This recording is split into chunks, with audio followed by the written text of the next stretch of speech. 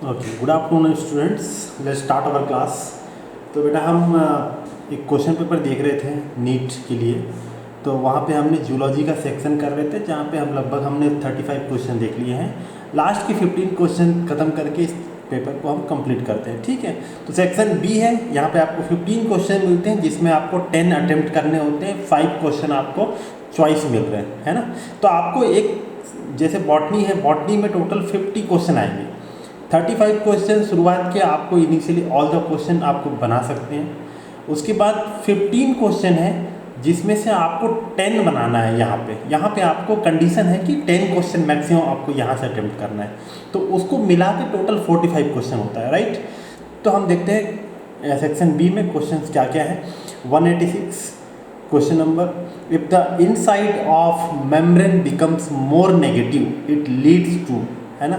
तो ये आपका न्यूरल कंट्रोल एंड कोऑर्डिनेशन का क्वेश्चन है। अगर इनसाइड ज़्यादा नेगेटिव हो जाए due to continuous opening of potassium channels, तो क्या होता है बेटा, हाइपर पोलराइजेशन होता है ना।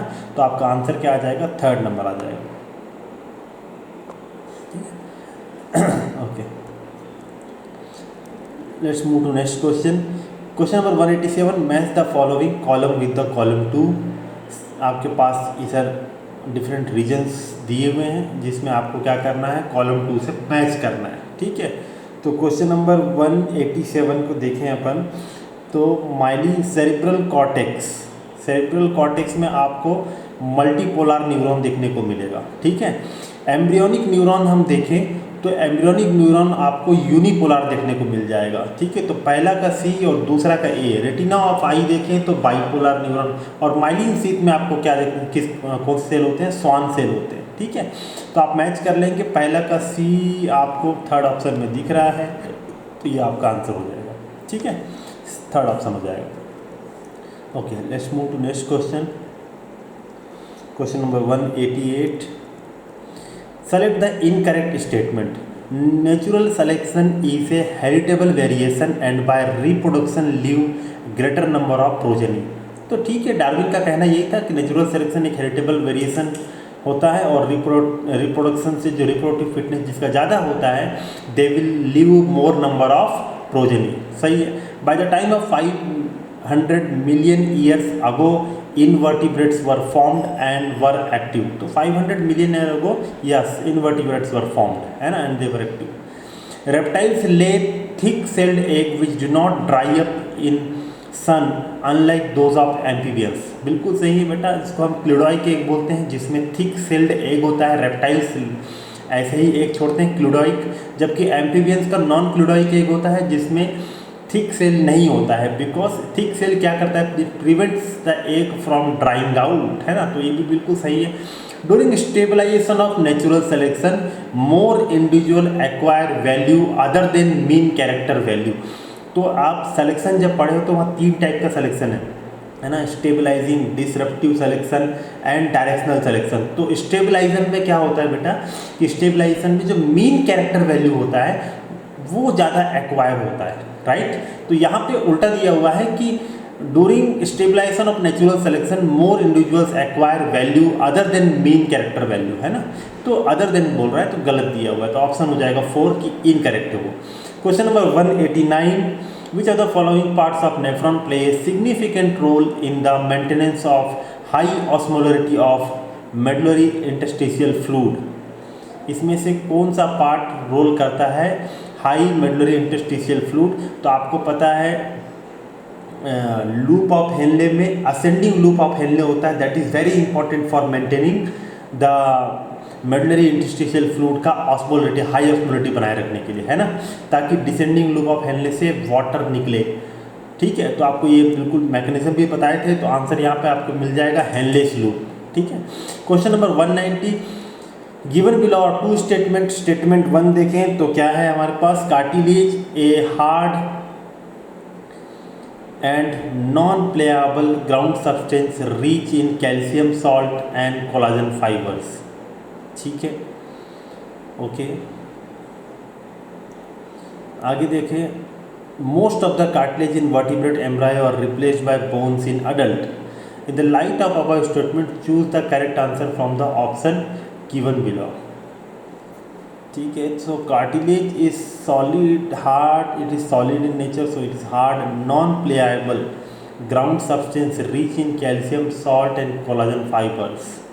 ठीक है, तो ये तो रॉन्ग लग रहा है बेटा, स्टेटमेंट 1 तो रॉन्ग लग रहा है, क्योंकि कार्टिलेज आर प्लाएबल इन नेचर, है ना, तो प्लाएबल नेचर के होते हैं, वो सॉलिड होते हैं बट प्लाएबल नेचर के होते हैं, तो ये गड़बड़ है।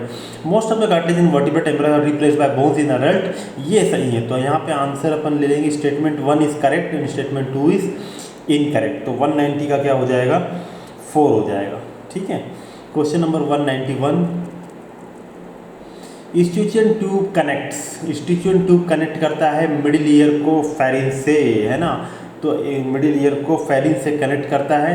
तो ऑप्शन नंबर 2 आपको ये अभी फिलहाल सिलेबस से हटा दिया है, सेंसरी ऑर्गन्स में ईयर्स में आता है स्टिचियन ट्यूब, है ना, तो मिडिल ईयर और इसके बीच में होता है। The given figure represent 3 different condition of sarcomere, identify this condition and select the correct option. ठीक है, तो पहला वाला बेटा जो ये डायग्राम दिख रहा है जिसमें जेड लाइन के बीच में काफ़ी डिस्टेंस दिख रहा है आपको, ये इसको हम क्या बोलेंगे, रिलैक्स कंडीशन में। ये क्या है, कॉन्ट्रैक्टिंग कंडीशन में, कॉन्ट्रैक्ट हो रहा है। और सी वाला क्या है, मैक्सिमली कॉन्ट्रैक्टेड। एकदम एनसीईआरटी का डायग्राम उठा के यहाँ पे रख दिया है क्वेश्चन में।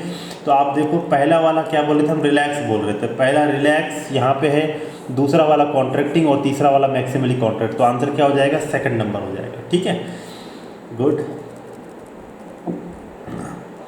Question number 193, match column 1 with column 2 and select the correct option for the codes given below. Cranium, cranium में आपके पास कितने बोन हैं, क्रेनियम, इस क्रेनियम बोलने से आपके पास 8 आ जाएंगे, है ना।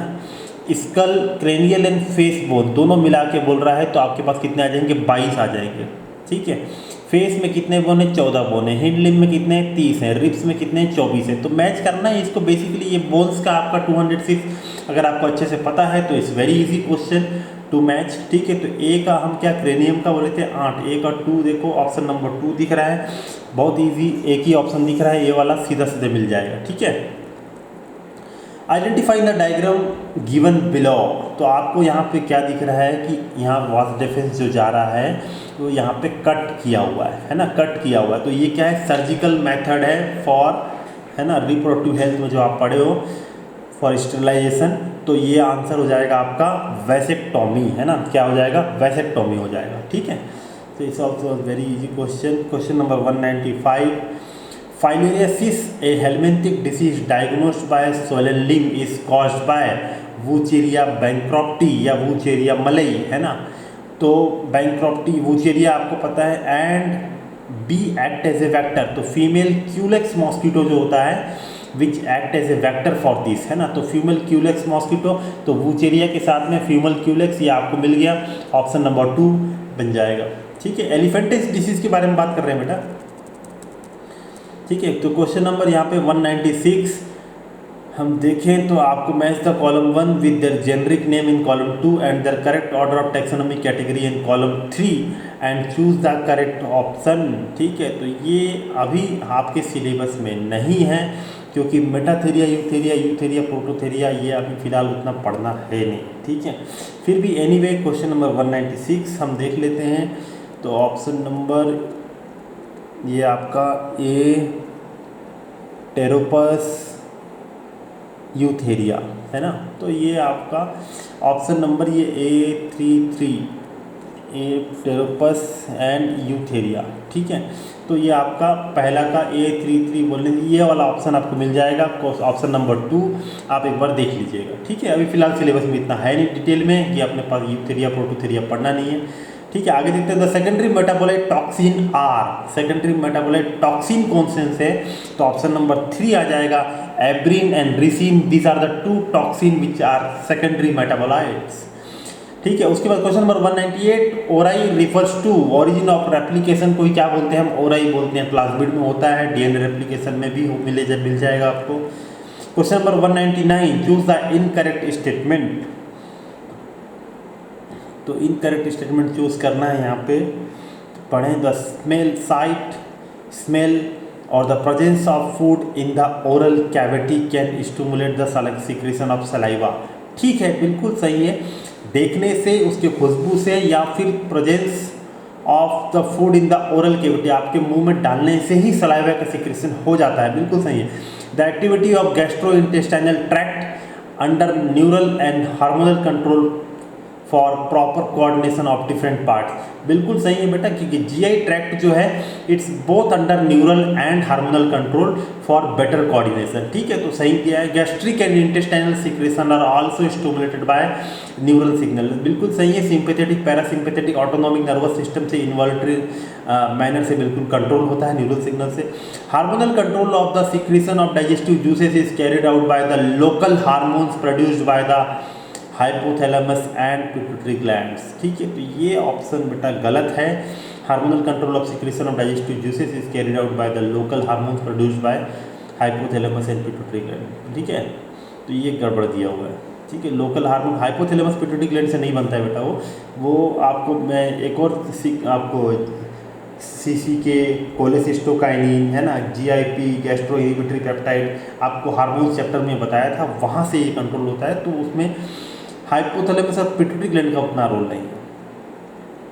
क्वेश्चन नंबर 200 आपको ये दिया हुआ है मलेरियल पैरासाइट का Plasmodium given below, life cycle दिया हुआ है ABCD एंड देयर डिस्क्रिप्शन। तो इसमें करना क्या है, how many of the above events are correctly described, ठीक है, तो कितना डिस्क्राइब्ड है करेक्टली आपको देखना है। तो एक बार आप साइकिल को रिवीजन करेंगे तो आपसे आराम से बनेगा। तो ये पहला डायग्राम क्या दे रहा है, parasites reproduce asexually in the red blood cell, bursting the red blood cell and causing the cycles of fever, okay. Sexual stage gametocyte develop in RBC of mosquito, sexual stage gametocytes develop, fertilisation and development takes place in the stomach of human, ये गलत दिया हुआ है। Mature infective stage sporozoite escape from the gut and migrate to the mosquito salivary, ये भी सही दिया हुआ है, ये सही दिया, ये गलत दिया हुआ है, ये सही है, ये गलत है। तो यहाँ पे 2 स्टेटमेंट सही है, तो 2 स्टेटमेंट सही है, तो यहाँ पे कितना हाउ मेनी है, ये आपका 2 ऑप्शन, सेकंड ऑप्शन हो जाएगा। तो ये हो गया आपका 200 क्वेश्चन कंप्लीट। इस क्वेश्चन पेपर का will meet again with another new question paper, ठीक है, तो इसको आप देखिए, ठीक है, कम और लगाते रहिए क्वेश्चन और मिलेंगे इसमें, ठीक है। एक बार हम क्या करते हैं, साइकिल देख लेते हैं।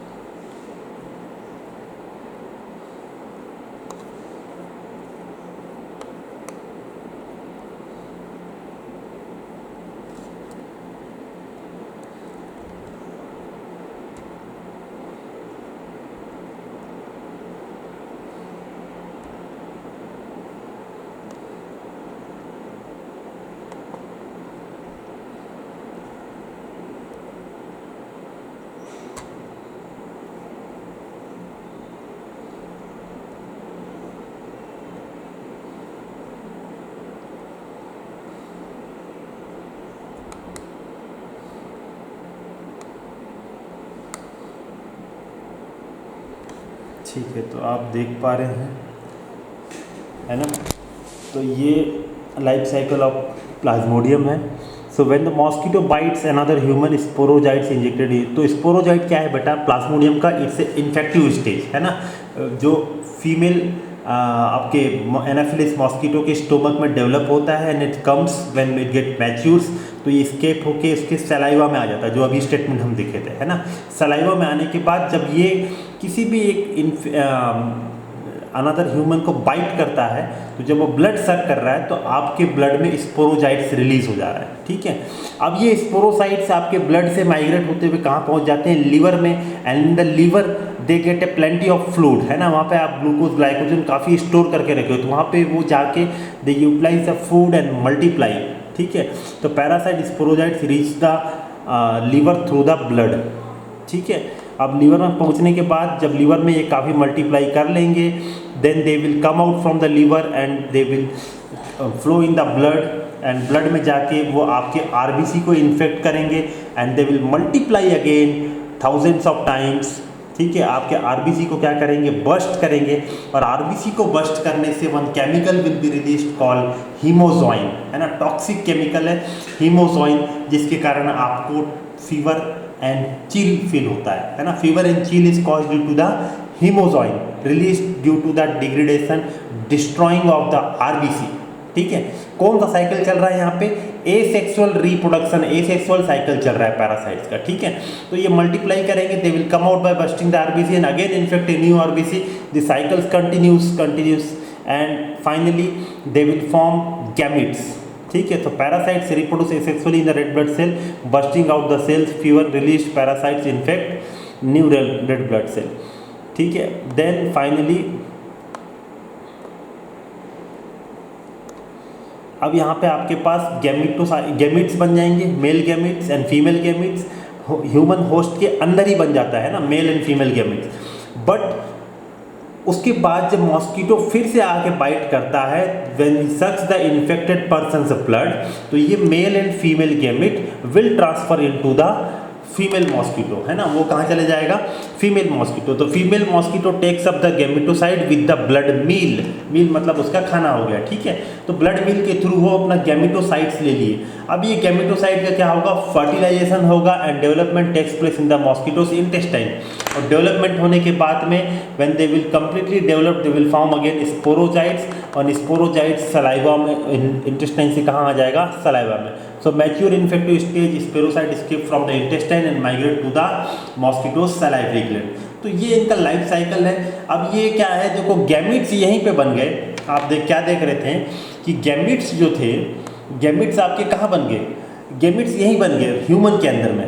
सो व्हाई नॉट फर्टिलाइजेशन, जब गैमिट्स ही बन गए तो फर्टिलाइजेशन भी हो जाता है यहाँ पे और जाइगोट बन जाता है। ऐसा क्यों नहीं होता है, क्यों गैमिट्स वापस मॉस्किटो ले जाता है और मॉस्किटो के इंटेस्टाइन में होता है। ठीक है, तो अब इनका जो गैमेट्स, इनका जो फर्टिलाइजेशन है बेटा, उसके लिए इनको एक special like they require little less temperature, 25 degree के आसपास टेम्परेचर मिलने से they can fertilise and develop into a new sporozoites. Clear है, तो फर्टिलाइजेशन हमारे बॉडी में 37 डिग्री है, हमारे अंदर उनका फर्टिलाइजेशन होगा नहीं, because they require a laser temperature of 25 degree Celsius, तो हमारे अंदर काम बनेगा नहीं। सो हमारे अंदर गैमेट्स बन जाते हैं, but fertilisation occurs in the mosquitoes intestine when they sucks out the blood of an infected person, जहाँ से गैमेट उनके में क्या होगा, पास होगा। ठीक है, तो ये साइकिल चलता रहता है। सो एसेक्सुअल हमारे अंदर होता है, सेक्सुअल लाइफ जो उनका है मॉस्किटो होस्ट के अंदर होता है, और मॉस्किटो होस्ट कौन है, तो फीमेल एनाफिलिस मॉस्किटो। ठीक है,